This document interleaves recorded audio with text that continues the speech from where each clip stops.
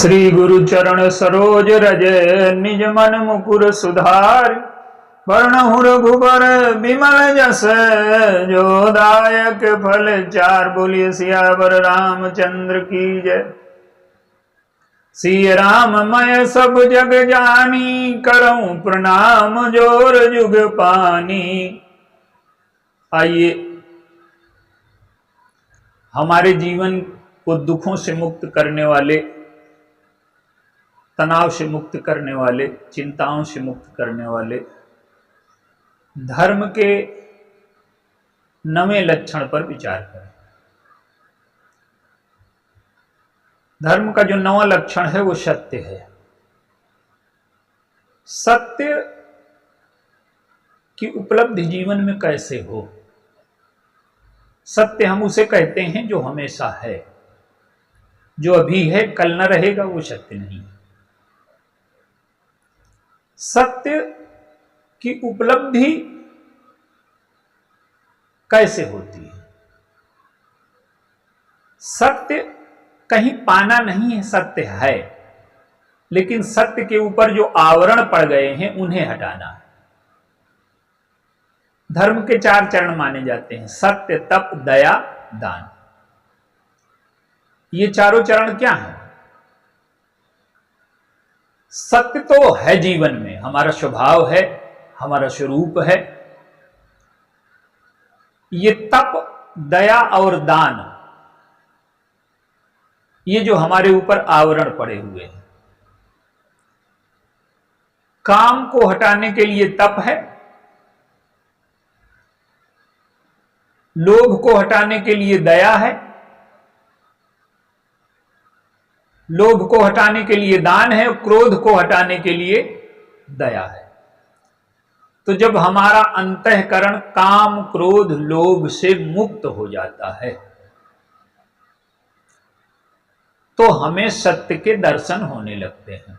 जैसे बादल है, धुआं है, धूल है, ये सूर्य को ढकते नहीं हैं, पर हमें सूर्य दिखाई देना बंद हो जाता है इनकी वजह से। तालाब है, तालाब में गंदा जल भरा है तो नीचे का हमें कुछ दिखता नहीं है। अगर जल स्वच्छ हो जाए तो नीचे का दिखने लगता है। इसी प्रकार से जब हमारा अंतःकरण काम, क्रोध, लोभ से मुक्त हो जाता है तो सत्य का साक्षात्कार सूर्य की तरह से या तालाब में अंदर जो वस्तुएं हैं उस तरह से होने लगता है। तो सत्य को पाना नहीं है, सत्य तो हमें उपलब्ध है, लेकिन ये जो बाधक तत्व हैं, काम, क्रोध, लोभ, इन्हें हमें जीवन में हटाना है।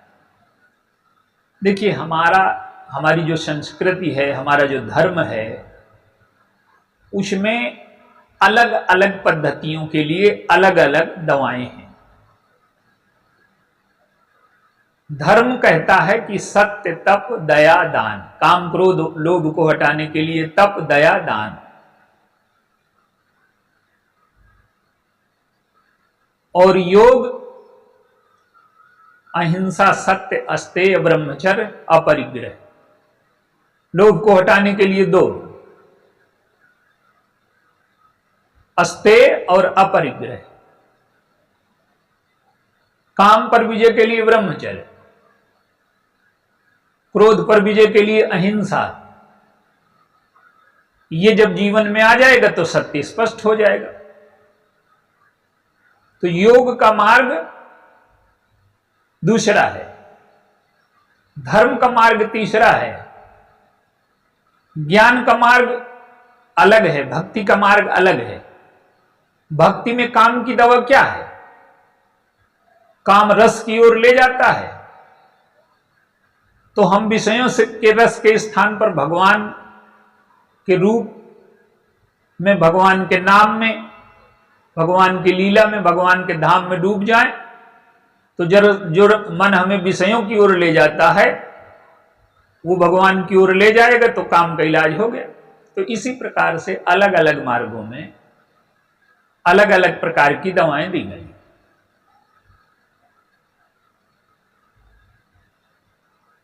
एक दृष्टांत के माध्यम से इसे समझने का प्रयास करें। भगवान राम का जो वनगमन हुआ ये क्या है? कैकेयी कहती हैं मुझे वचन दिए हैं दशरथ जी ने और मुझे जो अच्छा लगा मैंने मांग लिया। तो ऐसा लगता है कि दशरथ जी के सत्य की रक्षा के लिए भगवान राम चले गए। देखिए, सत्य, धर्म और न्याय, इनकी बातें समाज में चलती हैं और किसी न किसी सीमा तक ये आवश्यक हैं, लेकिन धर्म जीवन में तभी प्रकट होगा, सत्य जीवन में तभी प्रकट होगा, न्याय हमारे जीवन में तभी प्रकट होगा जब ये काम, क्रोध, लोभ हमारे जीवन से, ये जो विकार हैं, ये संतुलित हो जाए, समाप्त हो जाए, स्वच्छ हो जाए। तो भगवान राम क्या करते हैं?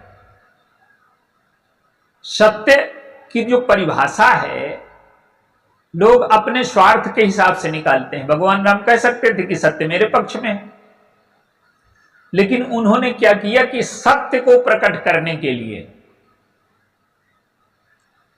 काम, क्रोध, लोभ पर विजय की यात्रा उन्होंने प्रारंभ की। रामायण में भगवान राम की 3 यात्राएं हैं। पहली यात्रा ताड़का को लेकर के, दूसरी यात्रा मंथरा को लेकर के, तीसरी यात्रा शूर्पणखा को लेकर। ताड़का क्रोध है, मंथरा लोभ है और शूर्पणखा काम है। तो भगवान की ये जो 3 यात्राएं हैं ये काम, क्रोध, लोभ पर विजय के लिए हैं। अगर भगवान कहते कि सत्य मेरे पक्ष में है, न्याय मेरे पक्ष में है, धर्म मेरे पक्ष में है और मैं गद्दी में बैठूंगा, गुरुजी मुझको कह चुके हैं और हमारा संविधान ये कहता है सूर्य कुल का बड़ा पुत्र राजा होता है, भगवान राम ऐसा कह सकते हैं? और यदि वो कहते तो सत्य, धर्म और न्याय के नाम पर वो लोभ और स्वार्थ की लड़ाई होती।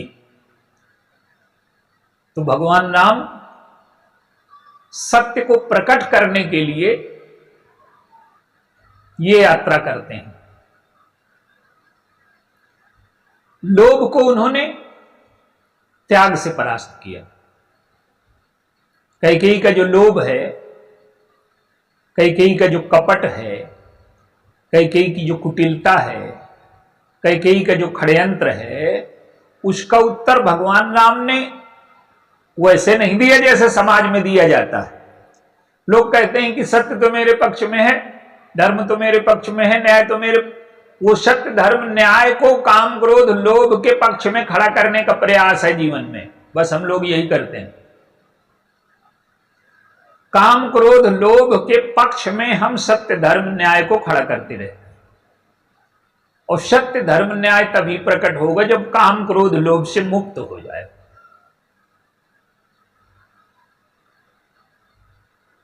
तो भगवान राम अपने लिए प्राप्त राज्य को छोड़ देते हैं, ये लोभ पर विजय। 14 वर्ष वन में रह करके तपस्या करते हैं, ये काम पर विजय है। और उन्हें रावण पर भी क्रोध नहीं है, उसका वध करना पड़ा, वो अपनी बुराइयों को छोड़ने को तैयार नहीं है, क्रोध किसी पर नहीं है। और ठीक इसी यात्रा को भरत जी पूरा करते हैं। भरत जी से गुरु जी ने कहा कि गद्दी में बैठो, क्योंकि सत्य यही है, पिताजी ने तुम्हारे कहा है। अब आप देखिए, भरत जी भगवान राम, सीता और लक्ष्मण जी इनको लेने गए। ये तो इतिहास की भाषा है, जीवन की भाषा क्या है? भगवान राम, सीता जी, लक्ष्मण जी, ये तीनों अगर जीवन से निकल जाएं, ये तीनों कैसे निकलते हैं? वही जो प्रक्रिया कैकेयी के जीवन की है, दशरथ जी के जीवन की है, अयोध्या में तो एक बार हुआ, हमारे जीवन में रोज होता है। काम आया, जब काम आएगा तो भक्ति न रहेगी। लोभ आया, लोभ आ जाएगा तो वैराग्य न रहेगा, और क्रोध आ गया तो ज्ञान न रहेगा। तो वो जो सत्य तप दया दान, वही स्वरूप यहां भी है। काम क्रोध लोभ पर विजय पाना है, और लोगों को लगता है कि भरत जी लौटा करके नहीं लाए, लेकिन वास्तविकता यह है कि भरत जी की जो चित्रकूट की यात्रा है, ये सत्य को प्रकट करने की यात्रा है। भगवान राम, लक्ष्मण और सीता जी को एक रूप में वो लौटा लाए।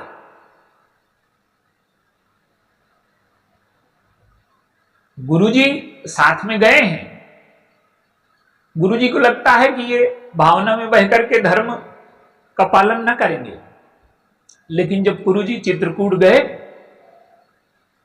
तो धीरे धीरे भरत जी के स्वरूप का उन्हें ज्ञान हुआ। देखिए, हमारा अंतःकरण जितना स्वच्छ होगा, जितना पवित्र होगा, जितना स्वार्थ शून्य होगा, जितना वासना शून्य होगा, जितना अहंकार शून्य होगा, जितना संस्कार शून्य होगा, हम उतने ही सत्य के नजदीक होंगे, उतने ही हम धर्म के नजदीक होंगे। और जितना हमारा अंतःकरण गंदा होगा, उतने ही हम सत्य से दूर होते चले जाएंगे। महाभारत में क्या है? महाभारत में दुर्योधन कहता है कि सत्य मेरे पक्ष में है, न्याय मेरे पक्ष में है, धर्म मेरे पक्ष में है, और पांडव उनके पक्ष में है ही। अधार्मिक से अधार्मिक व्यक्ति भी सत्य और धर्म, लोग कहते हैं कि सबसे ज्यादा पैसा चलता है, सबसे ज्यादा सत्य और धर्म की मांग जीवन में हमेशा रही है और हमेशा रहेगी। आप घर का उदाहरण ले लीजिए, घर के सारे लोग अगर आपसे झूठ बोलने लगे, घर के सारे लोग अगर धर्म पर न चलें, तो क्या होगा? तो व्यक्ति ये चाहता है कि मैं चाहे किसी से झूठ बोलूं पर ये मुझसे न बोले,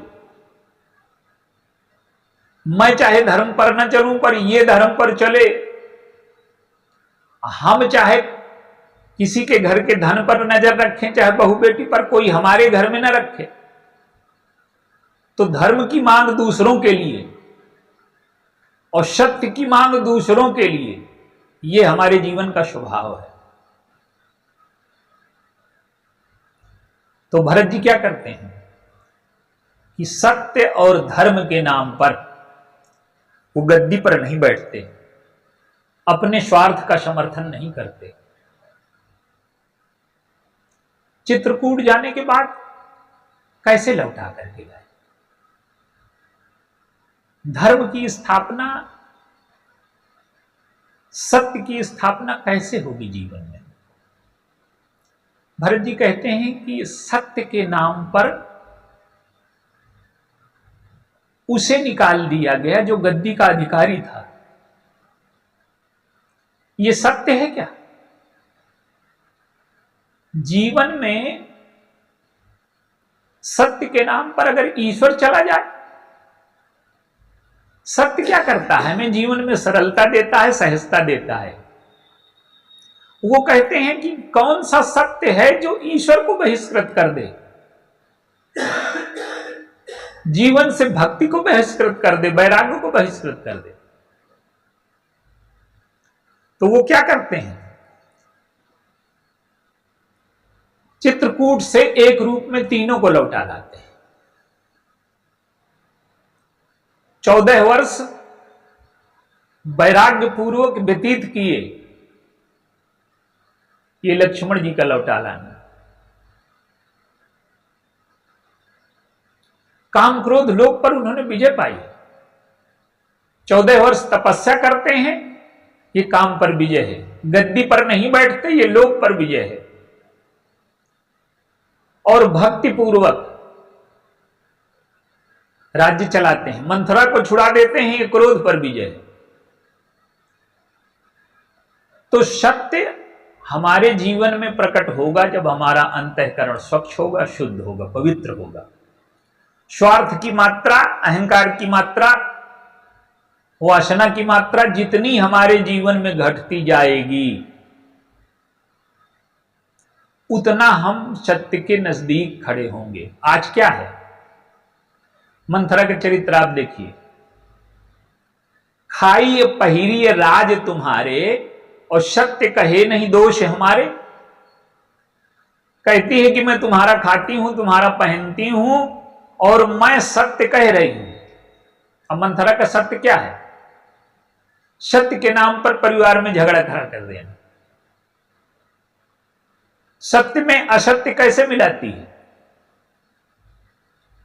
यह बात सत्य है कि भगवान राम की गद्दी की तैयारी आज हुई है, लेकिन उसमें थोड़ा सा सत्य मिलाती है। भयो पाक दिन सजत समाजू, और तुम पाई सुध मोहि सने आजू। 15 दिन से तैयारी हो रही है, तुम्हें पता नहीं है, सबको पता है। कौशल्या दांत माट रही हैं, उत्सव मना रही हैं। सुमित्रा जी प्रसन्न हैं, सब लोग प्रसन्न हैं, पूरी अयोध्या को पता है, तुम्हें पता नहीं है। सत्य के नाम पर हृदय में शंका पैदा कर देना।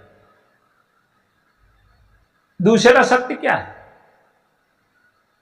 इतने पावन अवसर पर भरत जी को नहीं बुलाया गया। क्या कारण है इसका?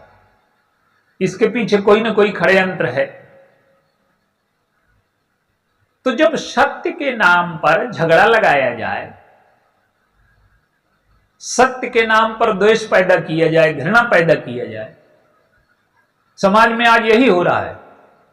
सत्य के नाम पर स्वार्थ सिद्धि, सत्य के नाम पर भेद बुद्धि को बढ़ाना, सत्य के नाम पर झगड़ा पैदा करना, सत्य के नाम पर समाज में अशांति पैदा करना, धर्म के नाम पर झगड़ा लगा देना, यही तो आज हो रहा।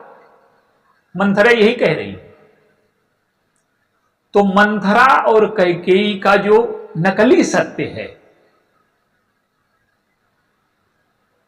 जिसका कोई आधार नहीं है, राम राजा बनेंगे तो भरत के साथ ऐसा दुर्व्यवहार होगा, तुम्हारे साथ ऐसा दुर्व्यवहार होगा, ये नकली सत्य है मंथरा का, कैकेयी का। भगवान राम इसे कैसे पराजित करते हैं? कैकेयी चित्रकूट जाती हैं, सबसे पहले कैकेयी से मिलते हैं। कैकेयी का जो मिथ्या सत्य है वो पराजित हो जाता है। जो कुछ मंथरा ने कहा था वो सत्य था ही नहीं। भगवान राम का स्वभाव आज भी उसी तरह से है। गद्दी पाने पर बदलते चाहे न बदलते, लेकिन इतना कष्ट दिया तो अब बदल गए होंगे, ये कैकेयी की धारणा है। लेकिन स्वभाव वैसे का वैसा है। किसी के मन में कैकेयी के प्रति द्वेष नहीं है, घृणा नहीं है, यहां तक कि भरत जी के मन में भी नहीं है। तो सत्य का दुरुपयोग होता है समाज में। सत्य का जब दुरुपयोग किया जाएगा तो व्यक्ति कभी शांति से नहीं रह सकता, कभी प्रसन्न नहीं रह सकता, जीवन में कभी खुशियां ना आएंगी।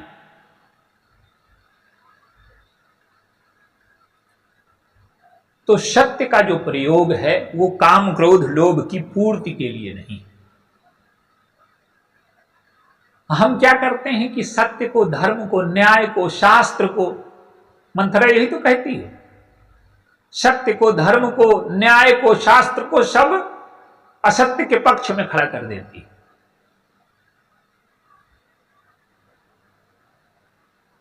भगवान राम और भरत जी की जो यात्रा है, ये जितने पात्र हैं, चाहे मां कौशल्या हो, चाहे माता सुमित्रा हो, चाहे उर्मिला जी हो, चाहे मांडवी जी हो, चाहे श्रुतकीर्ति हो, चाहे सीता, ये सब लोग काम क्रोध लोभ पर विजय पाते हैं। सत्य की स्थापना के लिए इतना बड़ा त्याग करते हैं कि उसकी मिसाल विश्व इतिहास में कहीं नहीं है।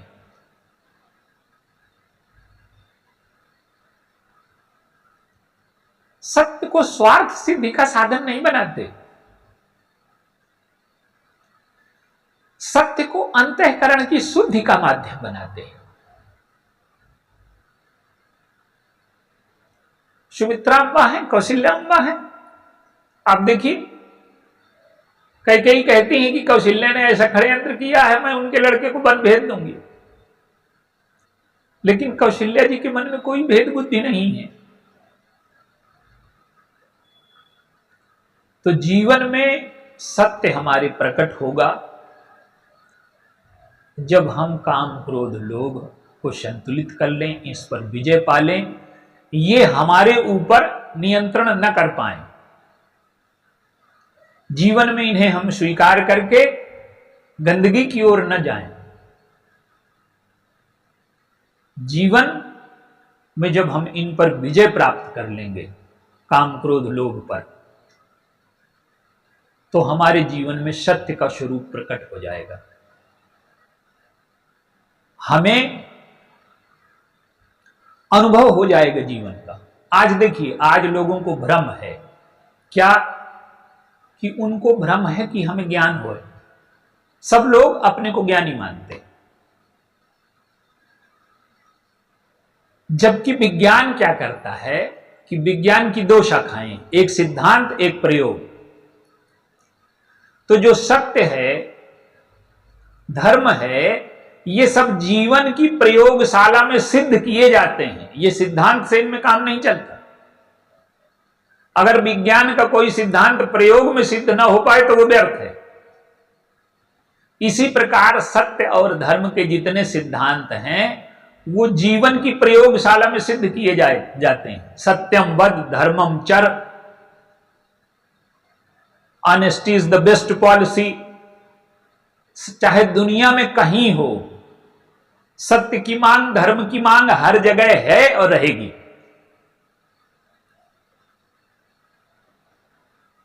तो जब हमारे जीवन में काम क्रोध लोभ समाप्त होते हैं, हमें अपने स्वरूप का ज्ञान हो जाता है, जीवन क्या है इसका ज्ञान हो जाता है। और हम जब देखिए, जीवन हमारी प्रयोगशाला है। गोस्वामी जी ने इसको क्या कहा, तेरी काया कल्प बल्ली। ये कल्प वृक्ष है। कल्प वृक्ष का अर्थ है कि आप जो चाहेंगे वो प्राप्त कर लेंगे।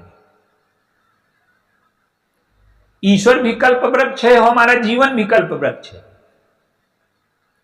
जीवन में बुरे सिद्धांतों को अगर हम अपनाना शुरू कर दें तो हमारा जीवन पतन की ओर जाता है।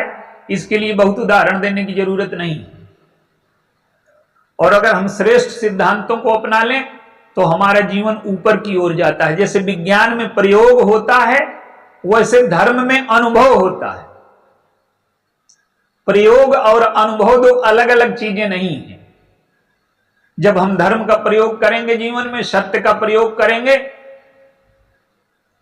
और कोई भी धार्मिक व्यक्ति है, धर्म इसमें नहीं है कि हम कितनी बार तिलक लगाते हैं, कितनी बार स्नान करते हैं, कितनी बार मंदिर जाते हैं, ये भी धर्म के अंग हैं। लेकिन धर्म इसमें है कि हमारा अंतःकरण कितना स्वच्छ है, कितना पवित्र है, दूसरों के प्रति हमारे भाव क्या हैं, अपने प्रति हमारे भाव क्या हैं। हम अपने को श्रेष्ठ तो नहीं मानते, दूसरों को नीचा तो नहीं मानते। काम क्रोध लोभ घृणा द्वेष की वृत्तियां हमारे अंतःकरण में शांत हो गई कि नहीं शांत हो गई। तो धर्म जो है,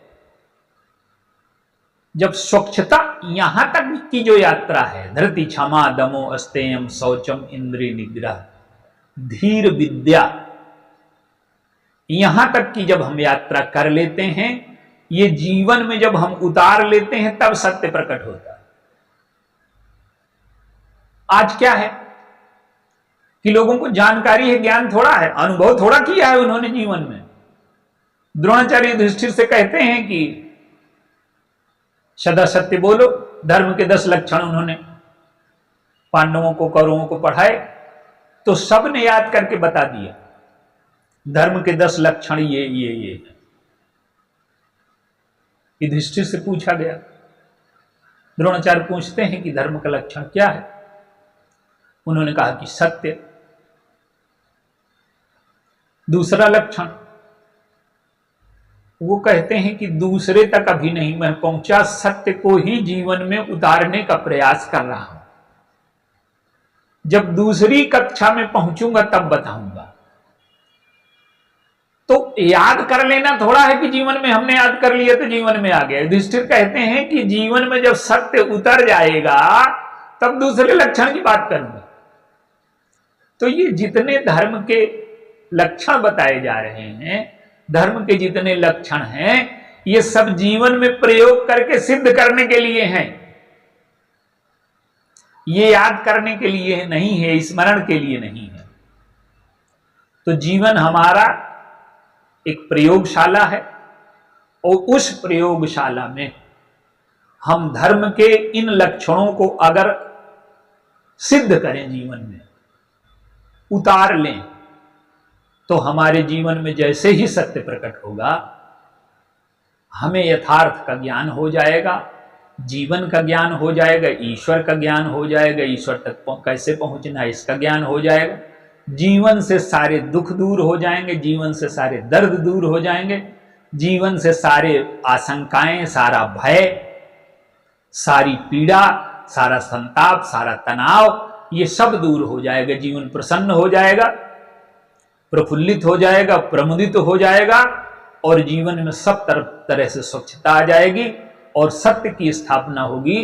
तो ईश्वर हमें साक्षात हमारे जीवन में कृपा करेगा, प्रकट हो जाएगा, और हम जीवन में प्रयोग करके देखें धर्म के इन तत्वों को, तो हमारा जीवन स्वस्थ होगा, शांत होगा, स्वच्छ होगा। बोलिए सियावर राम।